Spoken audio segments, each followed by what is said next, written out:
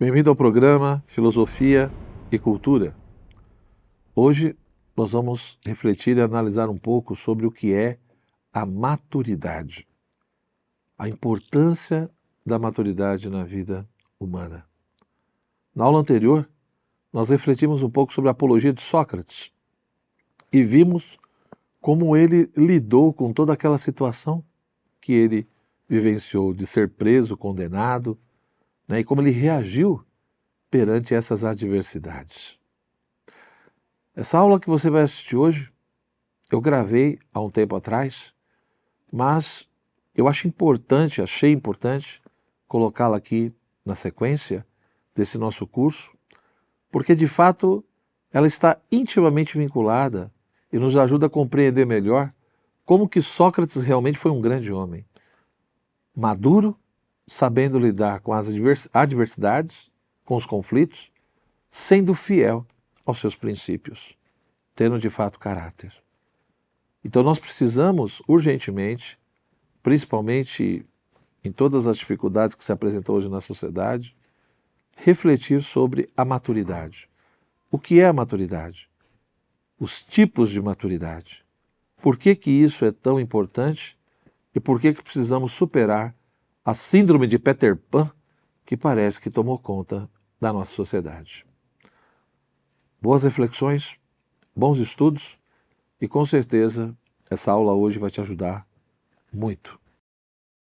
Olá pessoal, tudo bem?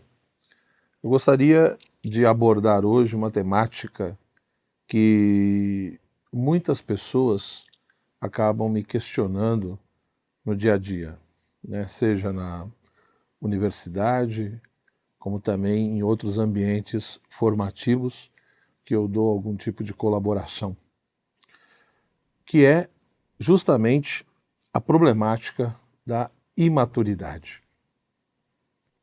Querendo ou não, acredito que cada um de nós, quando nós olhamos a nossa sociedade, quando paramos para observar e analisar um pouco, a sociedade brasileira, mas também outros países, seja no contexto da América Latina ou da Europa, etc., nós vamos encontrar aquilo que alguns autores chamam, de uma crise social devido a essa presença constante de uma eterna adolescência. Ou seja, parece que nós temos hoje uma sociedade dos eternos adolescentes. O que significa isso? O que seria uma sociedade dos eternos adolescentes? O que é isso? Quais seriam suas causas e quais seriam as suas implicações, as suas consequências nos mais diversos sentidos, seja na vida pessoal de cada um, mas também na vida social. Muitos psicólogos, sociólogos chamam a atenção para essa dificuldade que muitos têm hoje na sociedade, muitos possuem, de crescer, esse medo do crescimento. Alguns até deram um nome para isso, a chamada síndrome do Peter Pan, ou síndrome de Peter Pan. O que seria essa síndrome de Peter Pan? Seria justamente isso, esse medo de crescer, esse desejo de ficar ali numa eterna adolescência. Ou seja, motivado por algumas coisas, a pessoa ela não quer sair daquela faixa etária que ela se encontra, daquele momento que ela está, no desenvolvimento da sua vida, da sua existência. O que levaria, segundo determinados autores, a essa síndrome de Peter Pan, Ou quais são os pontos que estariam correlacionados com esse medo do crescimento. A primeira coisa que vai ficando bem claro, segundo alguns autores, é essa, aproximação fantasiosa e emotiva da existência. Ou seja, eu tenho ali a minha existência, a minha vida discorrendo, acontecendo, e a aproximação que eu tenho com a minha própria existência é muito articulada a partir dos meus sentimentos, das minhas emoções, ou seja, a emotividade ocupa um lugar especial, e também a fantasia, essa coisa de ficar estimulando ou olhando a minha existência a partir de toda uma imaginação, de todo um imaginário, no sentido de coisas que realmente que não existem. Ora, isso acaba estando intimamente vinculado também a um certo tipo de aproximação negativa a respeito da realidade. É como se a realidade que me cerca, que me cercasse, ela só tivesse coisas negativas. Só existem ali problemas, coisas que me assustam, me machucam, e que de fato não deixam eu ser quem eu quero ser, etc. e tal. Então, na medida em que a aproximação que eu tenho da minha existência é muito mais pela fantasia e pela emoção, isso também acaba pressupondo uma aproximação muito negativa no que diz respeito com a realidade. Ou seja, a visão que eu tenho da realidade é muito negativa, ou seja, parece que só os aspectos negativos é que chamam a minha atenção. Eu não consigo ver outros. E, portanto, isso acaba me levando a ter uma preferência e uma fascinação profunda pelo virtual. Ou seja, um certo tipo de realidade criada por um outro e não, de fato, esse contato mais imediato e direto com a própria realidade que me cerca e que eu estou inserido. E a gente vê claramente isso, como cresce cada vez mais esse encantamento, essa fascinação pelo virtual. Ora, esses 3 pontos acabam, evidentemente, também levando a um certo tipo de atração por aquilo que expressa, digamos assim, que expressa uma íntima relação com a morte, com o desgosto pelo viver. Ou seja, se de fato a minha aproximação com a minha existência é pela fantasia e pela emoção, e não pelas capacidades ou faculdades espirituais que o ser humano tem. Se isso está intimamente ligado a uma visão altamente negativa da própria realidade, que me leva a preferir o virtual do que o real, não deveria, digamos, produzir em nós um estranhamento tão grande que tudo isso acabaria desembocando num certo tipo de tristeza exagerada e, por conseguinte, da própria questão da depressão. Ou seja, essa coisa de que a morte vai aparecendo no horizonte é porque, de fato, tudo isso fortemente acaba induzindo a perda de sentido da vida. Então, alguns autores dizem, ou chamam a atenção para isso, de que a síndrome de Peter Pan, ou seja, esse medo do crescimento, ele está intimamente vinculado a esses pontos, Mas para nós, de fato, entendermos isso, ou seja, historicamente, o que ocorreu para que fosse possível o surgimento e estabelecimento dessa síndrome de Peter Pan, Ou seja, até que ponto tudo isso é resultado de um conflito interior, de um conflito afetivo, ou seria, no fundo, uma questão mais profunda, mais espiritual? Me parece que nós precisamos compreender um pouco como que historicamente foi se estabelecendo isso. Por exemplo, é muito comum hoje nós falarmos de adolescência, né? Nós usamos essa categoria, né? Falamos de criança, infância, o adolescente, o jovem, o adulto. E se nós não tomarmos cuidado, podemos dar a entender que essa categoria de interpretação, digamos, do desenvolvimento humano, ela sempre existiu e ela sempre foi usada. Sendo que não é bem assim. Ou seja, quando nós fazemos algum tipo de investigação nesse sentido, né, nós vemos que essa sociedade dos eternos adolescentes, né, que chama tanto a nossa atenção, justamente por causa da sua extensão social, né, uma coisa que abrange muita gente, e é nítido o tipo de sociedade, e, enfim, de pessoas que nós conhecemos hoje em dia, que expressam, né, essa dificuldade de se tornarem pessoas adultas, maduras, né? E também depois precisamos refletir sobre isso, ou seja, o que significa ser uma pessoa madura? O que é de fato a maturidade? Né? Às vezes as pessoas falam tanto isso, mas nem sempre, às vezes, a explicação do termo, do conceito, corresponde ao uso feito, né? Então a adolescência, por exemplo, nós precisamos entender que é um conceito que é forjado, ou que passa a ser muito mais usado, que ganha um peso enorme, principalmente no contexto do século XX, né?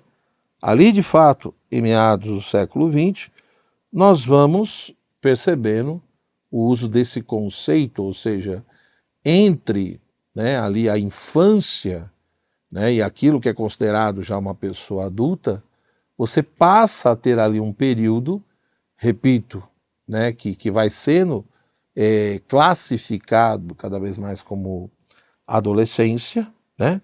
Esse período de crescimento, de desenvolvimento, né? De crise, de dúvidas, de não clareza, né? E, portanto,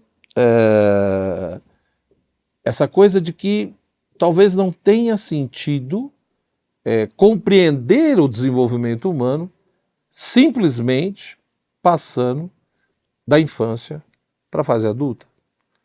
Mas que nós teríamos ali uma situação, né, intermediária que expressaria justamente isso, né, um conjunto de inseguranças, de dúvida, de dependência, né, de mutabilidade constante, tanto no aspecto físico, biológico, como também psicológico, intelectual, etc.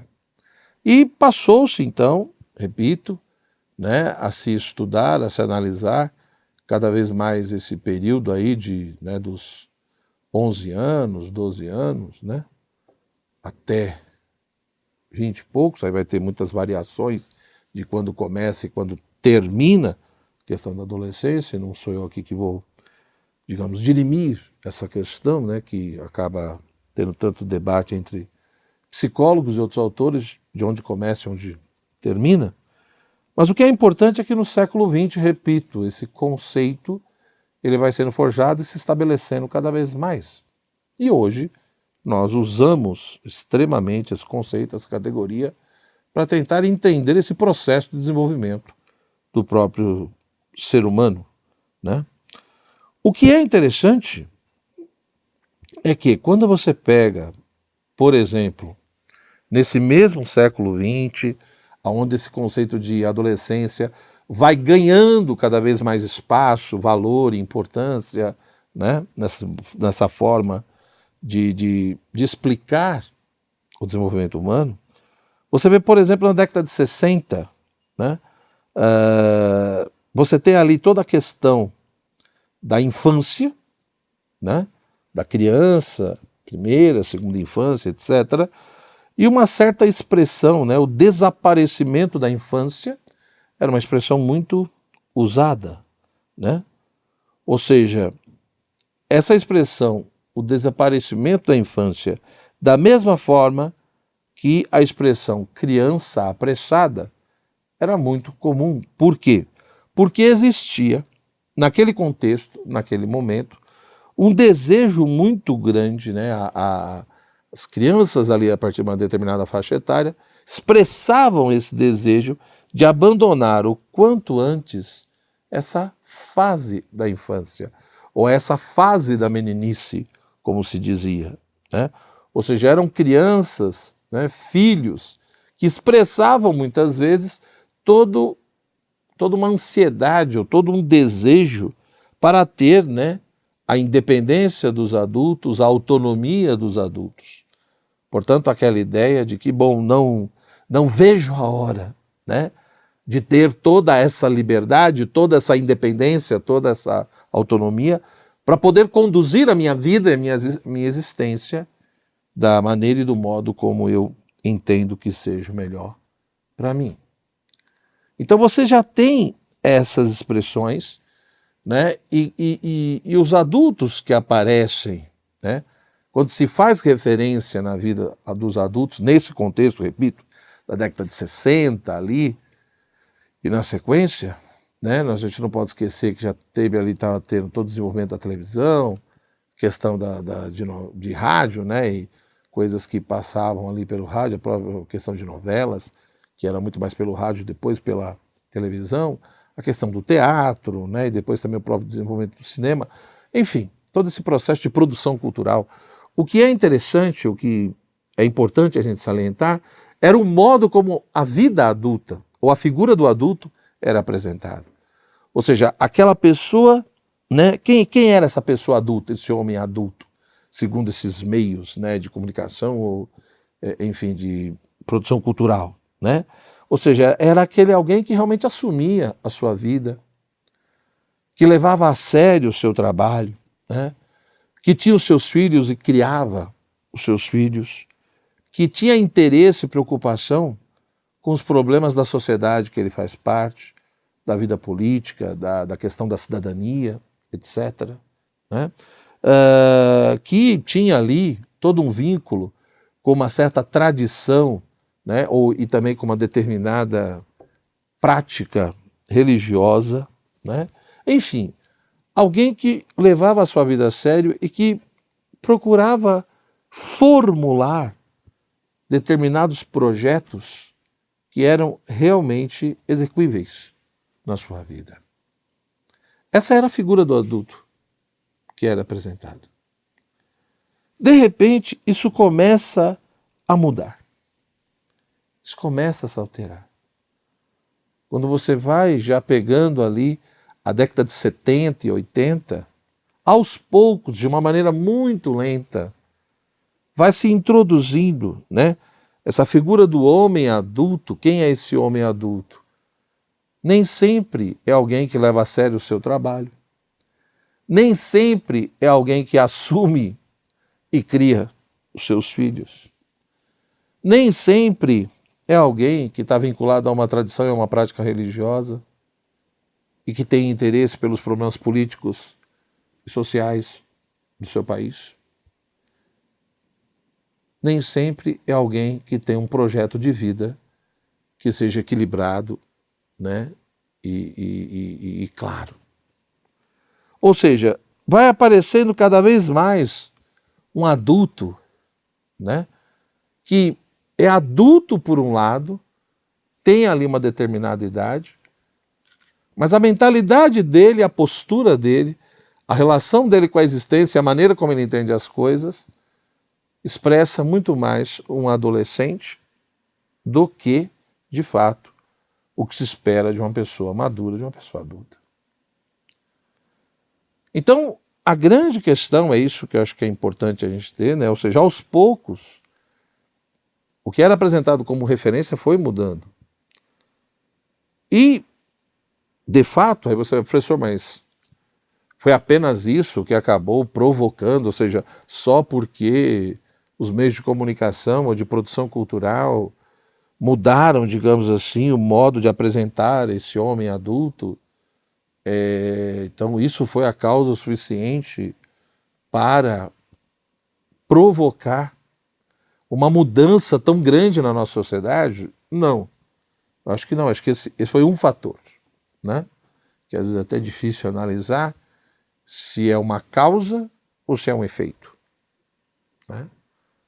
É aquela história, a arte, o que está sendo mostrado ali, a arte ela reproduz a realidade ou ela ajuda a alterar a realidade, enfim, toda essa discussão. Mas o que é interessante, eu repito, é que nós vamos percebendo que a referência, a compreensão que se tem por vida adulta foi se modificando. E provavelmente o que levou a isso, né, há uma multiplicidade de causas com certeza, mas eu gostaria de chamar a atenção para 3 pontos aqui. 3 pontos que me parecem fundamentais, né?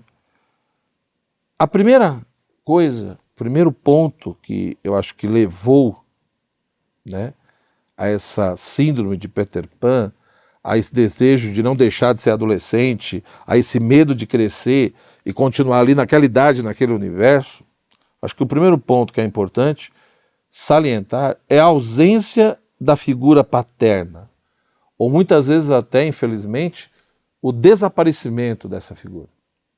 É nítido, né, a partir de 1950, 60, você tem uma crítica muito forte, de diversas maneiras, à chamada família natural, família tradicional. Há uma crítica muito forte nesse sentido, principalmente, num primeiro momento, à figura paterna, à figura do pai. Então você tem, por um lado, infelizmente, todo um processo cada vez maior, né, de separações, divórcios, etc., né, pessoas que se unem e que não conseguem, enfim, levar adiante esse relacionamento, né, essa família que começou a se constituir, e em um determinado momento ela racha. Então você tem sim as dificuldades, né, não no sentido aqui de julgar ou criticar quem passou por isso, estou apenas indicando um fato, né? Ou seja, independente de qualquer coisa, a separação e o divórcio tem o seu preço e gera sim as suas dificuldades do ponto de vista pessoal e social, principalmente nos filhos. Então, isso é um fato, isso é um ponto. Sem nenhum tipo de pretensão de julgamento aqui em relação às pessoas que passaram por essa dificuldade. E nesse contexto, a figura paterna também foi se perdendo. O que é ser homem? O que é ser pai? Ou seja, toda a questão da masculinidade, ela foi sendo atacada, né? E foi se forjando cada vez mais, né, a ideia de uma nova masculinidade, de uma nova maneira de entender essa figura paterna. Então acho que esse é um ponto que nós não podemos negligenciar, né? A ausência da figura paterna na vida de algumas crianças, né, ou até o desaparecimento mesmo. Ou seja, crianças que infelizmente muitas vezes são órfãs de pai vivo, né? Então essa ausência, essa falta de referência e de presença do pai leva, digamos assim, a pagar um preço muito alto. O segundo ponto é essa relação possessiva entre mãe e filho, né? Tanto no sentido da mãe, né, que é o meu filhinho, mas também do filhinho da mamãe, que não quer, né, não quer e não consegue de nenhuma maneira cortar o cordão umbilical. Ou seja, é a famosa figura do filho mimado, né, super protegido, que infelizmente existem em muitas situações, em muitas famílias, né, essa relação possessiva e extremamente exagerada entre mãe e filho, né, onde a própria mãe não permite que o seu filho tenha as suas experiências, as suas vivências e aprenda, digamos assim, a lidar com os mais diversos desafios ou frustrações da vida. Quer protegê-lo de tudo, né? Quer fazer com que ele tenha tudo, onde ele não sabe, por exemplo, ouvir a palavra não e lidar com as perdas. Então esse segundo ponto também é extremamente importante, né? Ele é um fator que me parece que influenciou bastante também, colaborou muito para o surgimento dessa geração, dessa sociedade, dos eternos adolescentes, onde não querem crescer de jeito nenhum, né? E tem um terceiro ponto, que é justamente a rejeição da realidade, que está, como eu disse, extremamente vinculado àqueles 4 itens que alguns autores chamam a atenção, que caminham junto com a síndrome de Peter Pan. Ou seja, eu não consigo aceitar a realidade tal como ela é. Essa rejeição da realidade. Eu não consigo me adaptar, eu não consigo me adequar. Sempre é a realidade que tem que se adequar a mim. Nunca sou eu que tenho que me adaptar à realidade. Como se a realidade ela fosse extremamente fluida, como se ela não tivesse existência própria, estrutura própria, como se ela não tivesse também as suas próprias leis ou modo de ser. Então, muitas vezes, tem pessoas que vivem muito mais de desejos do que de realidade. A pessoa rejeita a realidade tal como ela é ou como ela se manifesta e acaba vivendo de sonhos, desejos e ilusões. Sim, é normal na vida dizer, eu gostaria que fosse assim. Tá bom. Você pode até desejar, eu gostaria que isso fosse diferente. Tá bom, gostaria. Mas se não é, o que eu faço? Então esses 3 elementos, eles de fato, me parece que colaboraram profundamente, aos poucos, de maneira gradativa, para que fosse se forjando todo um contexto social e toda uma vida social, onde você tem hoje uma massa enorme de pessoas, de adolescentes, que vai ali dos seus 14 anos, você entendeu? 13 anos, e você tem livros até que colocam a adolescência hoje nos seus 34, 35 anos de vida. Será que isso é normal? Por que que em um determinado momento histórico, lá na década de 60 mais ou menos, você tem o fenômeno da criança apressada, aquela que quer crescer, aquela que quer ser um adulto, aquela que quer ter autonomia, independência, liberdade, quer cuidar da sua própria vida, quer sair da casa dos pais. E de repente, algumas décadas depois, você já não tem tanto isso. Você tem a pessoa, o filho, o adolescente, que não quer ter autonomia, não quer ter independência, não quer ter liberdade. Ou seja, esse eterno adolescente, como ele se manifesta hoje, nesse contexto da sociedade brasileira, por exemplo, que nós estamos inseridos, mostra o quê? Em primeiro lugar, um estilo narcisista de personalidade. Ou seja, uma personalidade egocêntrica. Pessoas que só olham para si. Pessoas que simplesmente querem satisfazer os seus desejos de qualquer modo. Como se tudo existisse em função do meu eu. Então essa personalidade narcisista, egocêntrica, ela se coloca no centro de tudo e tudo tem que se curvar a ela. Mas ela não aceita abrir mão de nada. Da mesma forma que ela tem uma dificuldade enorme de lidar com normas e limites. Qualquer coisa que tenta colocar um limite na sua vida, nas suas ações, gera todo um desconforto, uma rebeldia, enfim, uma tragédia. E da mesma forma, normas. Não sabe conviver com regras, não sabe conviver com limites. Não consegue respeitar o outro, por exemplo. Da mesma maneira, são pessoas que expressam essa ideia de que tudo me é devido. Ou seja, é como se eu merecesse tudo e como se a sociedade e todo mundo, de alguma maneira, tivesse uma dívida comigo, que precisam pagar constantemente.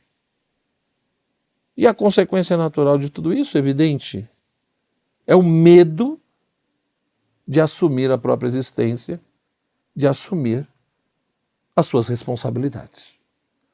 Então, quem hoje, de sã consciência, olhando para a nossa sociedade, olhando para as famílias, nas mais diversas situações que se apresentam, quem não vê isso? Quem nunca viu isso? Personalidades narcisistas e egocêntricas espalhadas por aí. Pessoas que não conseguem ter nenhum tipo de limites, que não conseguem seguir regras.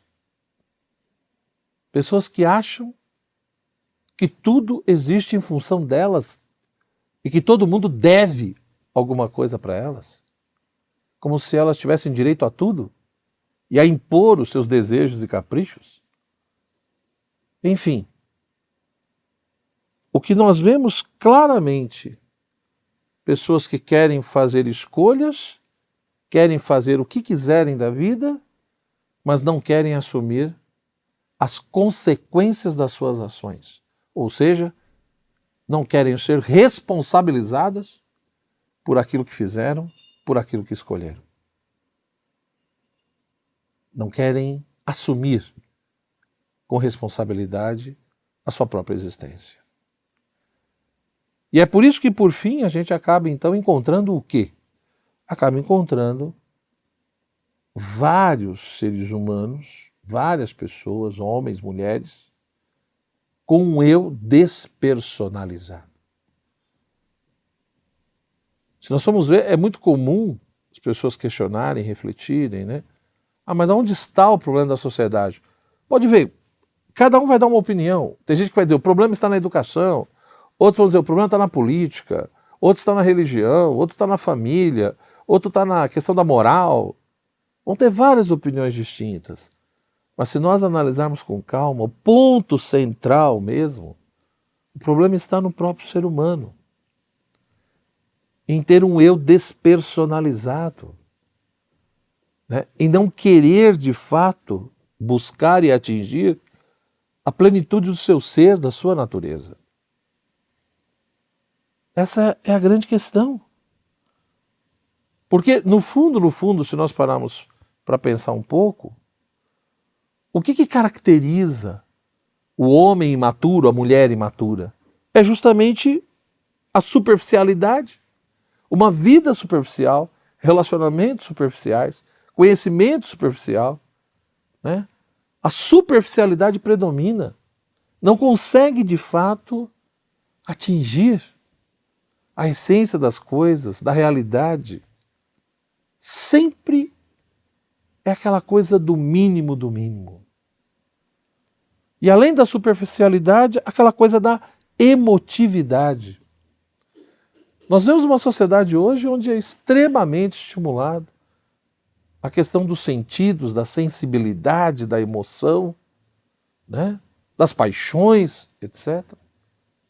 Isso não só é valorizado, mas é estimulado. Ou seja, o ser humano ele é estimulado a viver a partir da sua sensibilidade. A sua inteligência e a sua vontade, na grande maioria das vezes, é deixada de lado. E muitos autores até definem e defendem, a ideia de que essa coisa de que o homem é um ser, um animal racional, portador de uma vontade livre, que essa definição ela é muito, ela acaba restringindo muito o ser humano, que na realidade seria melhor definir o ser humano como um ser em construção, um ser de desejos, de impulsos, como se o ser humano não fosse capaz de direcionar a sua vida nesse sentido, para algo mais profundo. tá? Mas veja, por fim, para a gente finalizar um pouco aqui essa nossa reflexão sobre a questão da maturidade, nós precisamos realmente nos perguntar, mas o que é a maturidade? O que é ser um ser humano maduro? Né? Ou seja, eu chamei a atenção aqui para alguns pontos que me parece que são cruciais, mas para isso, para a gente poder entender todo esse processo de fato, e por que o que vivemos hoje, essa síndrome de Peter Pan, essa coisa da eterna adolescência, essa birra e não querer crescer, né? Por que tudo isso é um problema?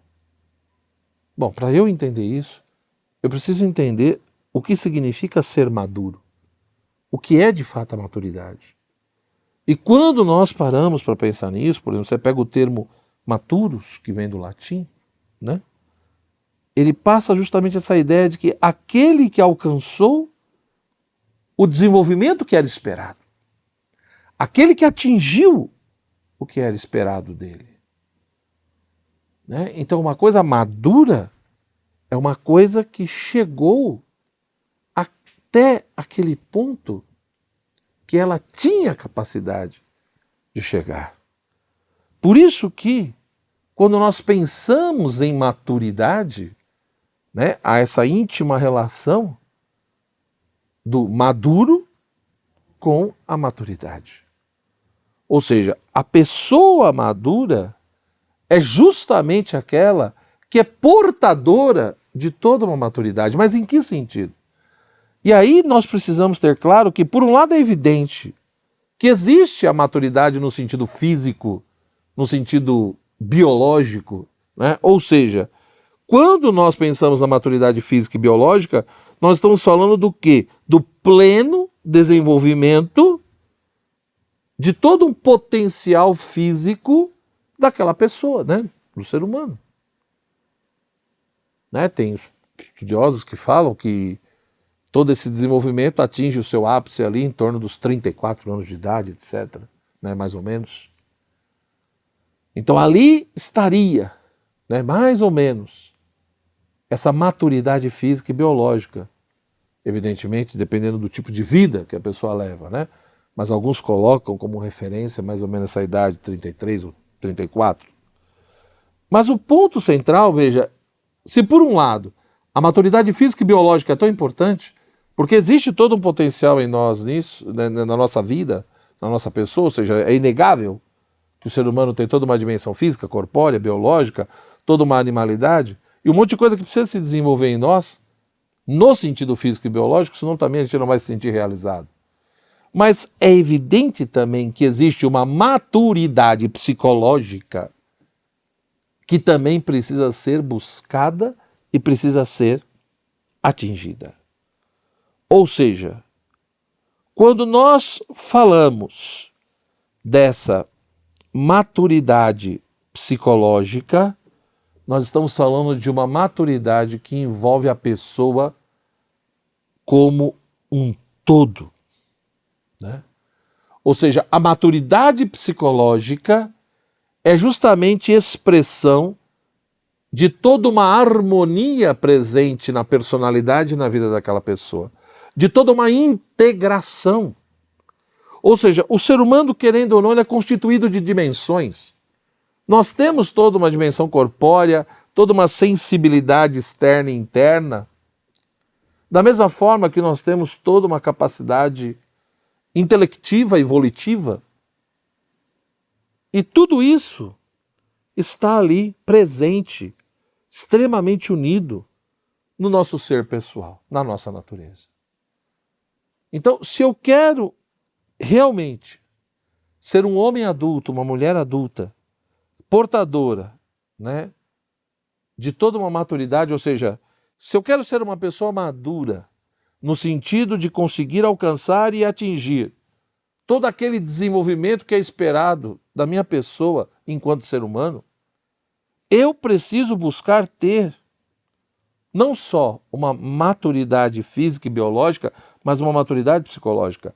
E é possível que uma pessoa tenha uma e não tenha outra.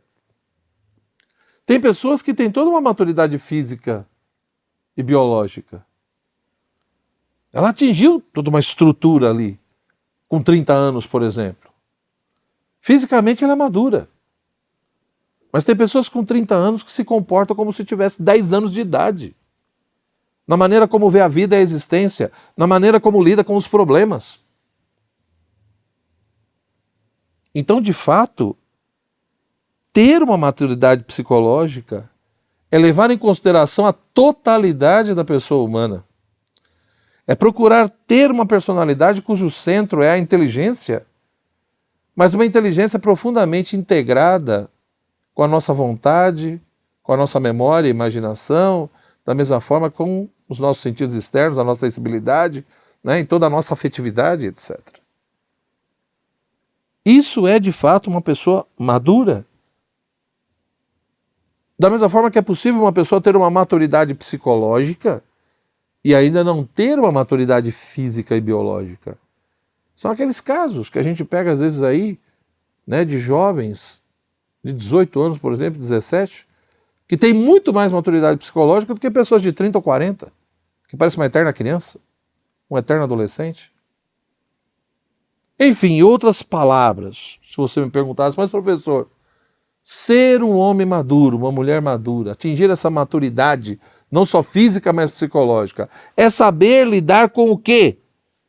Bom, é saber lidar com as frustrações da vida, é saber lidar com as perdas, com as decepções, é saber enfrentar as barreiras e os desafios da existência. A pessoa madura é aquela que sabe que tem coisas que dependem dela e tem coisas que não dependem. A pessoa madura é aquela que aceita a realidade e aprende a lidar com essa realidade. E que não vive a ilusão de achar que tem o controle de tudo. Não tem. Então veja bem, né? A partir disso, o que nós percebemos? O quão é urgente nós resgatarmos uma educação para a maturidade. Seja na família, na escola, ou ambientes religiosos, ou outros.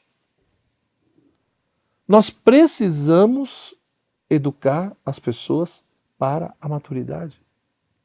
Ou seja, as pessoas precisam ser educadas para assumirem a própria existência e responderem pelas suas escolhas e decisões. Isso não quer dizer que nós não devamos ser pessoas solidárias ou caridosas, onde um ajuda o outro, apoia o outro nas suas dificuldades. É evidente. Nós precisamos uns dos outros, né? Ninguém é uma ilha, ninguém é feliz sozinho. Então, é evidente que nós somos influenciados pela sociedade, por grupos, por tantas coisas, mas também influenciamos os outros. Então, temos que ter esse equilíbrio. De um lado, entendermos que somos um ser social, fazemos parte de uma sociedade e que precisamos do outro, da ajuda do outro. Mas, por outro lado, eu também tenho que entender que sou pessoa e indivíduo. Sou um ser que pensa e compreende as coisas e posso fazer escolhas livres. E que eu vou ter que conviver para sempre com as consequências das minhas escolhas. Então, ser maduro é ter essa consciência de que nem tudo vai ser do jeito que eu gosto. Nem tudo vai ser na hora que eu quero, da maneira como eu quero. Às vezes as coisas vão dar certo e vão ser do jeito que eu quero. Outras vezes não.